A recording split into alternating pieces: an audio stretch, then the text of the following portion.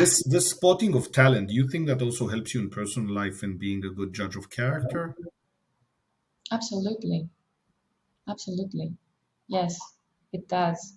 I think I'm a very good judge of character. And, my friends tell me so as well when they come looking for advice. Is that like a thing? You'll meet someone, you say, no, don't date him. Don't date him.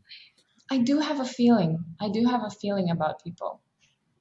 I don't think it's a feeling necessarily. I think it has to do, with facial expressions and with, how, like FBI profiling style.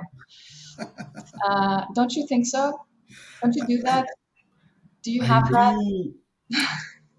I know my sister is an amazing judge of character. Mm, She'll hit the mark 90% of the time. She could meet someone, say, I'll bring in a date to my parents' mm, house, and she'll be like, no, no, we're not gonna date her.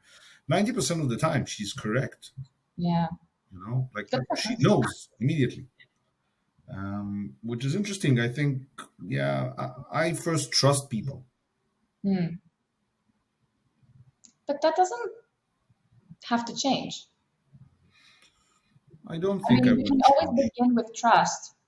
You trust people, and then I you think, just, look at them more. You dive into them, and I then, think I think the trust creates some sort of a interesting mask over the gut feeling sometimes. mm, okay. You know you're wrong, but you will convince yourself you're not. Ah, And then afterwards you say, but you knew. So it's kind of like that, like you knew. So I do want to go with that gut feeling, but I noticed that I'm very comfortable with making a mistake and saying, maybe this is what I thought, but it's not, and they're amazing or they're interesting. Or because if not, you might, I don't know, you might skip good people yeah. along You the don't want way. to be prejudiced. Yeah, because you don't know. And I think as a young person, I made mistakes over the years. With I Mm. didn't figure it out or I didn't give them enough. And now doing this is much easier. I Worst think it's cases, admirable. I think it's admirable because you're open to making mistakes like that. It's if it doesn't hurt you, that's yeah, wonderful.